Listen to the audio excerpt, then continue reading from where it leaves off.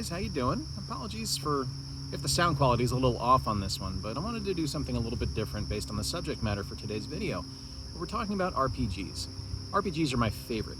I love RPGs. I've been playing them since the days of the NES, and actually even past that to the Apple II and the Commodore 64, with games like Ultima 4 and The Bard's Tale 2. These are games that are just synonymous with who I am as a gamer, and really they're kind of synonymous with the human condition. We have such a desire to know what the hero's journey is. It dates back to the first stories of Gilgamesh and back to the ancient Greek stories of things like Perseus and Odysseus. I wanted to give you 5 of my favorite RPGs that I think you should play. So now, let's take a look. You got what you were after. Bethesda taking over the Fallout series was a great thing. But shockingly, the best thing that happened to the modern Fallout series is when Bethesda didn't develop the game. Fallout New Vegas is the best of the modern Fallout games. Obsidian really showed Bethesda up here. The story is great, the combat is great, the visuals are great. Some might question why this is on an RPG list, but it truly is a wonderful RPG. You're balancing stats, you're upgrading gear, and you're living the role of the courier, and what a role it is. Refreshingly, you don't wake up in a vault for a change. You're no one special. And your destiny isn't tied to the old war. You're just a delivery person who got mixed up in a bad spot. The New Vegas landscape is incredible.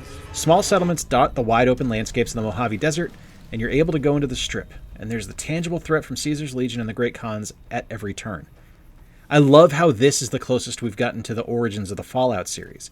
If you've played the game, you know that things started in California, and this is as close as we've gotten since then. You're as close to the influential groups in lore that started things out as you can be without being in the actual new California Republic. This game is miles deep, with signature humor and moral choices that impact your standing throughout the Mojave Wasteland. The DLC is wonderful, and it adds completely to the game. While this was really buggy when it first launched, New Vegas has seen a renaissance via mods and community involvement. There's tons at play here.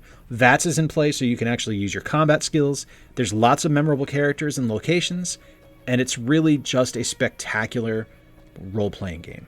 Fallout New Vegas is can't miss and can frequently be found for pennies on the dollar during digital sales.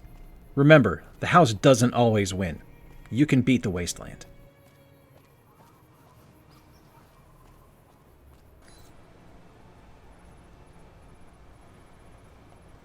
So I freely admit this one's probably going to get a few eye rolls from people that have played the game, and I will also admit that I'm a bit biased based upon when I discovered this game. My wife Meredith and I and our best friend Corey participated in something we called the Year of the Spy, which lasted about 5 years. We watched tons of spy-related TV shows and movies, shout-outs to Burn Notice and The Man from U.N.C.L.E., and Alpha Protocol fell in my lap during that time. This is another game from Obsidian, which, as is their signature, meant it was a buggy mess when it launched. And it kind of still is. This doesn't get the love and care that Fallout New Vegas does.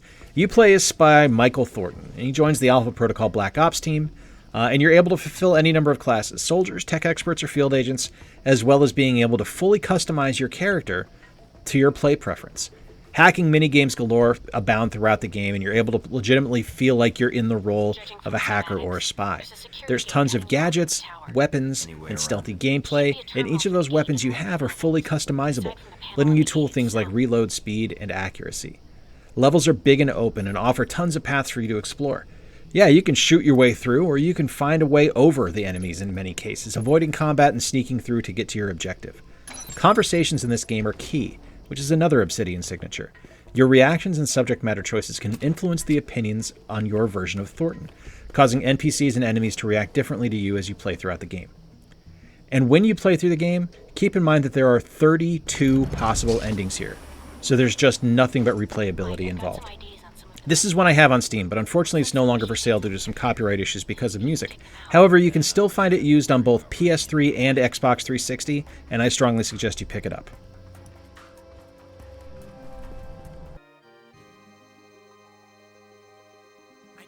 So for a long time, my favorite type of game was the RPG.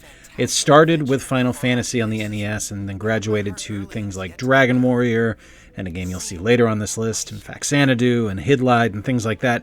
And they were games I loved, but I kind of fell out of love with them for a while when things like shooters and fighting games took over. But one of the games that helped me fall back in love with RPGs was Lunar, Silver Star Story Complete. This is a PS1 game, so this was, several years after I had fallen out of love with them, and this game blew me away. It had full motion video and voice work, which I just, I didn't anticipate. I had never played the original on Sega CD. I had left my Genesis behind at that point and was fully into the Super Nintendo. So I went into this game completely blind. I saw it on a shelf at a Babbage's down in Fort Myers, Florida, and said, hey, that looks kind of neat. I like anime. I'll try it out. And I fell in love with it. The humor in the game is fantastic. There's wonderful visuals, and the characters are truly endearing. The combat is pretty straightforward, and it's turn-based, but there's some fun things at play here with your positioning. You have to move your characters away from the monsters, and the monsters move towards you, so there's a lot of strategy in play here. This is fantasy at its best, with a slight twist. This is the literary trope of the hero's journey. There's some really fun modern twists in place, though. The hero's quest begins with his faithful steed, or dragon cat thing, his dear friend, who gets body-shamed pretty regularly, and the love of his life, who doesn't like how poor his time management skills are. And he's there to fulfill his destiny and reinvigorate the legacy of the Dragon Master. This is a marvelous series of games and a truly wonderful experience to play. It's really expensive to find nowadays, but if you have a love for RPGs, this is worth tracking down and worth every penny.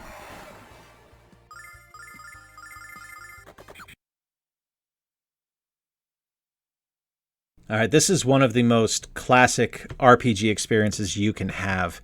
This is Ultima 4, Quest of the Avatar. I originally played a version similar to what you're seeing here on the Apple II.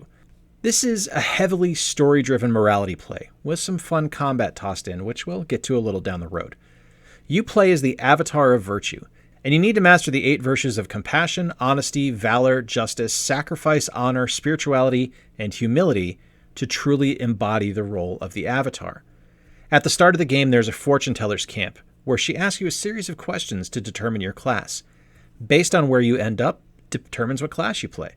If you finish with compassion, you'll be a bard, honesty makes you a mage, valor a fighter, justice makes you a druid, sacrifice a tinker, honor a paladin, spirituality and ranger, and humility a humble shepherd. Now, this is the first time I played it, which was on the Apple II, but this version didn't really grab me. I don't know, I just had a disconnect from this one. It wasn't until years later when I played the NES version you're seeing now that I really got hooked. This is a classic top-down RPG that simplified the controls and the menu schemes from the PC original. It offered you some really fun combat options, gave you some great exploration. As you see, the screen sometimes goes black as you go into mysterious places, and also had good visuals and music. I played it repeatedly over a summer and always had the most fun and challenge when I played as the shepherd. This was the gateway for me for more games in the Ultima franchise, which we'll see more down the road as we discuss more RPGs.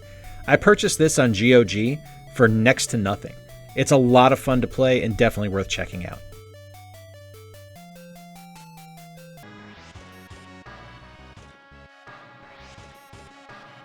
Whenever someone asks me what my favorite RPG is for the SNES, I kind of hem and haw a little bit between this and Earthbound, but this is always the one I come back to. This is the one I have played the most.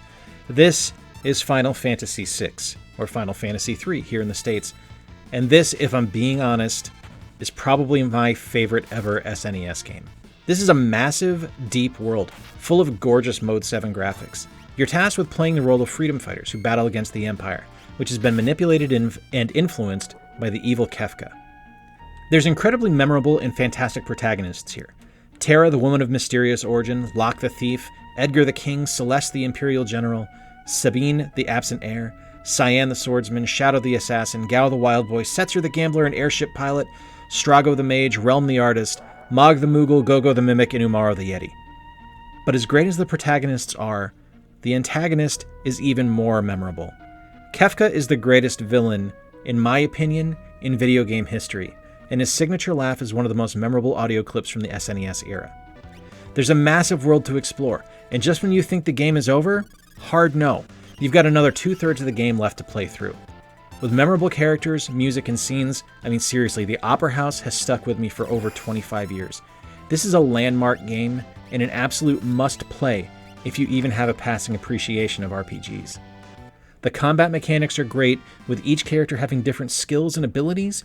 The spells are big and beautiful, and there's even summons involved, which I know all of you who love Final Fantasy VII just drool over. Final Fantasy VI is available on so many consoles and so many systems now that there's no excuse not to play it. You don't need to own the original cart to do so.